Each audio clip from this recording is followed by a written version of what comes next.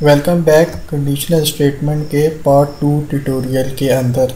Basically इस part 2 पे जाने से पहले हमने पार्ट 1 के अंदर क्या देखा था कि किस तरीके से यूज़र से इनपुट लेकर कंडीशन को चेक किया और जोन से ब्लॉक की कंडीशन ट्रू हुई वो ब्लॉक ऑफ कोड एग्जीक्यूट हो गया।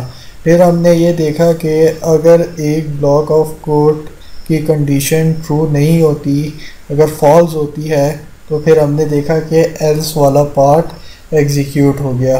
फिर इन कंडीशंस के अंदर हमने डबल इक्वल टू ऑपरेटर और नॉट इक्वल टू ऑपरेटर देखे। बेसिकली ये दोनों ऑपरेटर इक्वालिटी ऑपरेटर्स के अंदर आते हैं। उसके बाद हमने देखा एल्स इफ कंडीशन को देखा। उसके बाद फिर हमने देखा कि किस तरीके से बड़े कोड को छोटा किया जा सकता है। तो आज इस ट्यूटोरियल के अंदर हम स्टार्ट करते हैं बूल टाइप से। यहाँ पर लिखते हैं बूल, और बूल के अंदर जैसे कि मैंने आपको बताया था, इसका नाम रख लेते हैं चले डिसीजन। और जैसे कि मैंने आपको बताया था कि ये दो वैल्यू ही इसमें आ सकती है, ट्रू या फॉल्स। चले हम पहले ट्रू रखते हैं और यूज़ करते हैं इफ़ स्टेटमेंट। इफ़ डिसीजन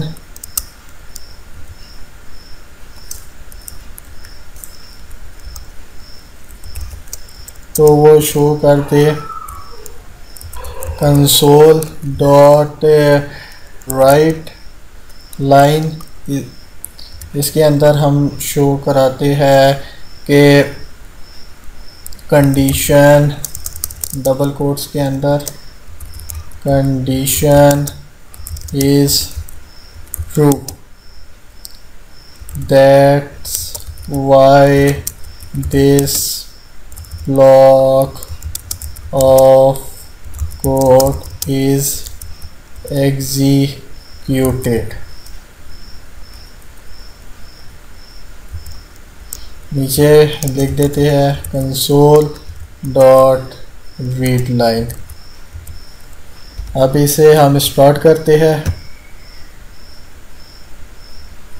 क्योंकि डिसीजन वेरिएबल के अंदर वैल्यू ट्रू थी, तो कंडीशन भी बेसिकली ट्रू को ही देख रही होती। जैसे उसे ट्रू मिला, उसने उस ब्लॉक ऑफ कोड को एग्जीक्यूट कर दिया। इस वजह से यहाँ पर हमें लिखा हुआ शो हो गया कि condition is true, that's why this block of code is executed. अब फ़र्ज़ करें कि इस डिसीजन वेरिएबल के पहले नॉट इक्वल टू लगा देते हैं। नॉट इक्वल टू लगाने से ये कंडीशन उलट हो जाएगी। मीन्स कि अगर ये कंडीशन ट्रू है तो ये ब्लॉक ऑफ कोड एग्जीक्यूट नहीं होगा। ये देखा जैसे कि अब बेसिकली क्या करते हैं, नॉट इक्वल टू लगा रहने देते हैं और यहाँ पर फॉल्स लिख देते हैं। तो तब भी ये अब एग्जीक्यूट ये हो जाएगा। क्यों हो जाएगा कि कंडीशन उसे ट्रू मिली।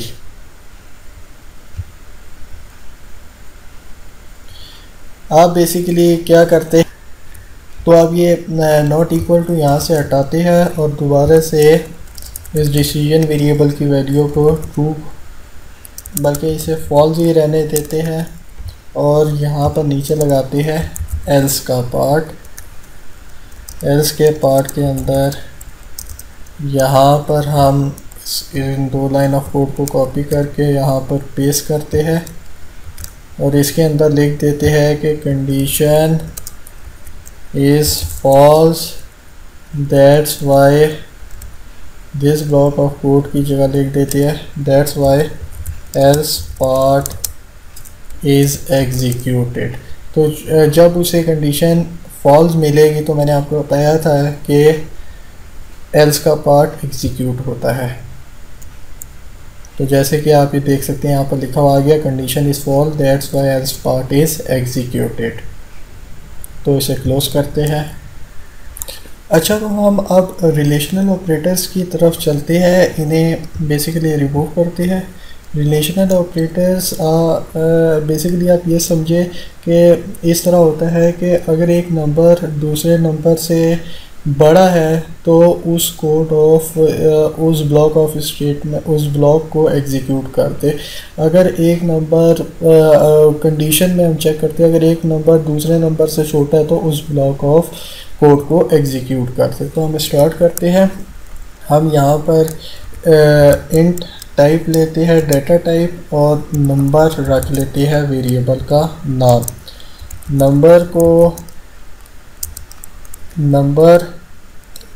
नंबर लेते हैं हम यूज़र से कंसोल डॉट रीड लाइन। नीचे चलते हैं, जैसे कि आपको यहाँ पर एरर नज़र आ रहा होगा।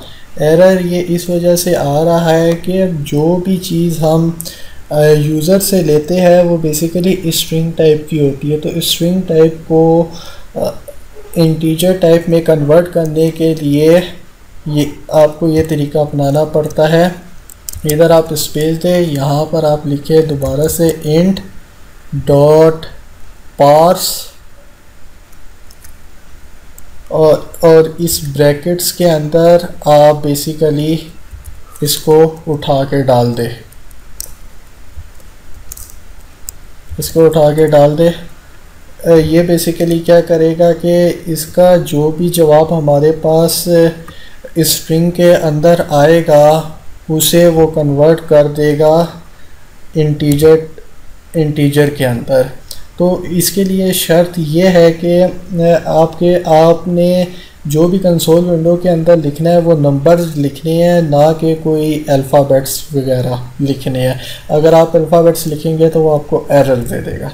तो अब हमारे पास नंबर आ गया। अब हम कंडीशन लगाते हैं कि अगर हमारे पास नंबर ग्रेटर दैन 50 है, ये साइन बेसिकली ग्रेटर देन को शो करता है। अगर हमारे पास नंबर ग्रेटर देन 50 है तो हम यहाँ पर प्रिंट आउट करा लेते हैं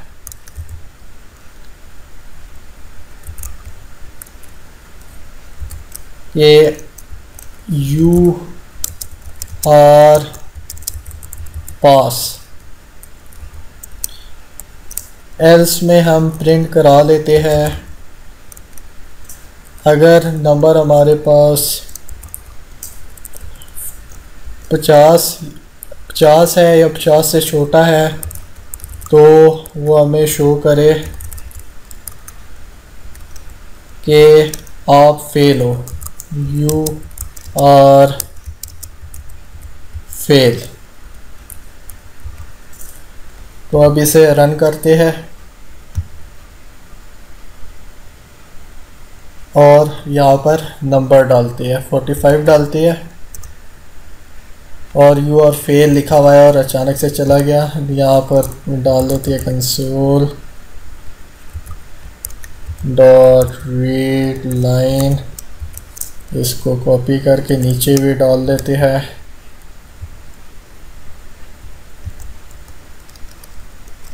दोबारा से रन करती है ऐसे। दोबारा से नंबर जब डालता हूँ मैं, आप फ़र्ज़ करें 60 डालता हूँ तो वो उसने हमें लिखा हुआ दे दिया यू आर पास, क्योंकि 50 से ग्रेटर है तो कंडीशन ट्रू हुई और वो ब्लॉक ऑफ कोड एग्जीक्यूट होने के बाद हमारे पास यू आर पास आउटपुट आ गया। तो फ़र्ज़ करें यहाँ पर इसे ज़रा मैं दोबारा रन करता हूँ और यहाँ पर मैं 50 देता हूँ और 50 पे वो कहता है ये आप फेल हो। तो यहाँ हम चाहते हैं कि 50 पे भी हम पास हो, तो उसके लिए कंडीशन के अंदर ग्रेटर देन के साथ इक्वल टू का साइन भी लगा देते हैं। तो ये बन जाता है ग्रेटर देन इक्वल टू। इसका मतलब ये हुआ कि अगर तो हमारा इनपुट 50 या 50 से बड़ा है तो ये कंडीशन ट्रू हो जाएगी। आप दोबारा से स्टार्ट करते हैं और यहाँ पर 50 डालते हैं और यहाँ पर लिखा हुआ आ गया यू आर पास। तो अब आगे चलते हैं हम। अच्छा, आप इधर ग्रेटर दैन की जगह, ग्रेटर दैन इक्वल टू की जगह स्मॉलर देन का साइन भी, ये स्मॉलर देन का साइन है, ये आप स्मॉलर देन भी यूज़ कर सकते हैं। स्मॉलर देन का मतलब ये होगा कि अगर हमारा कोई नंबर 50 या 50 से छोटा है तो तब ये कंडीशन ट्रू होगी। और इसी तरह स्मॉलर देन के साथ आप इधर इक्वल टू भी इक्वल टू भी यूज़ कर सकते हैं, तब इक्वल टू भी यूज़ कर सकते हैं, स्मॉलर दैन इक्वल टू। अगर तो कोई नंबर 50 के बराबर या 50 से छोटा है तो तब ये कंडीशन ट्रू हो जाएगी।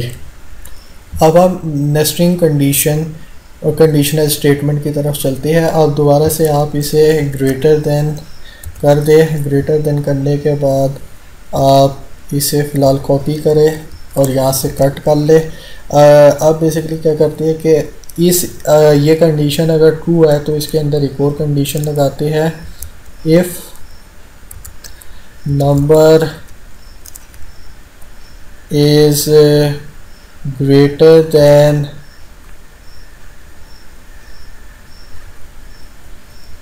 greater than 50 and number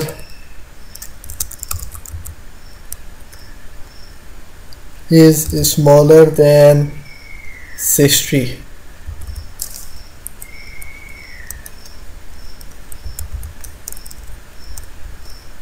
तो वो हमें मैसेज प्रिंट आउट करे। इसे यहाँ पर पेस्ट करती है और यहाँ पर लिखती है कि you are pass with grade D कह ले।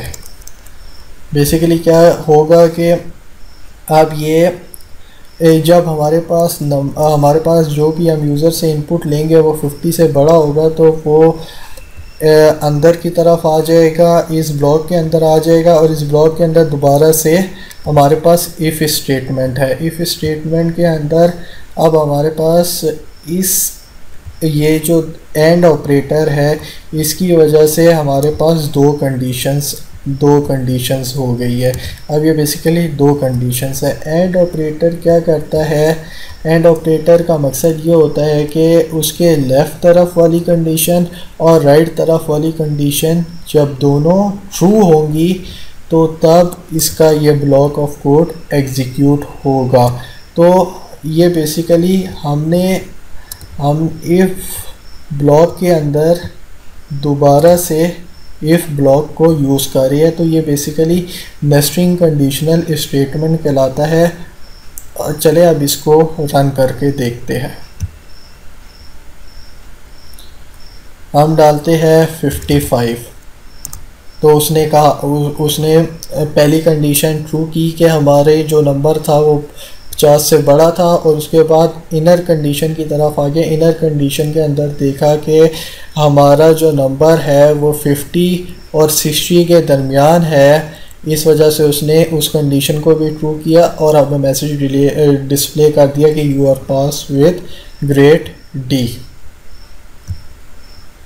अच्छा, यहाँ पर अब हमारे पास बेसिकली एक तो एंड ऑपरेटर हो गया। एंड ऑपरेटर के साथ हमारे पास होता है और ऑपरेटर।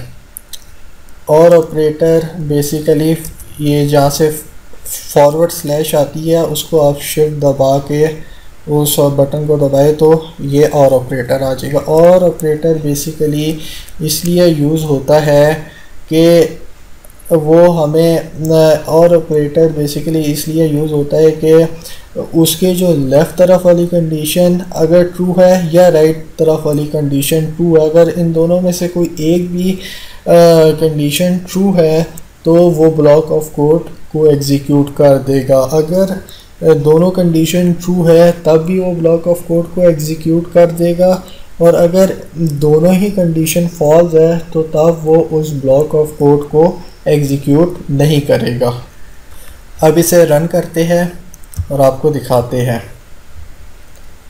बेसिकली अब दोबारा से हम 54 डालते हैं, उसने हमें शो कर दिया you are pass with grade D. अब दोबारा से इसे रन करते हैं और यहाँ पर हम 70 चले डालते हैं। 70 डालने के बाद वो दोबारा से हमें वही मैसेज शो कर देगा you are pass with grade D. इसके अंदर बेसिकली अब देखें उसने दोबारा से हमें ये रिज़ल्ट शो कर दिया, हालांकि हमारी और ऑपरेटर की राइट तरफ वाली कंडीशन, राइट तरफ वाली ये वाली कंडीशन फॉल्स हो गई थी, क्योंकि हमारे पास जो नंबर था वो 70 था और यहाँ पर 60 से छोटा होना चाहिए। लेकिन हमारी दूसरी कंडीशन ये नंबर इज़ ग्रेटर देन 50 वाली ट्रू थी, तो इस वजह से उसने हमें इस ब्लॉक ऑफ कोड को एग्जीक्यूट कर दिया।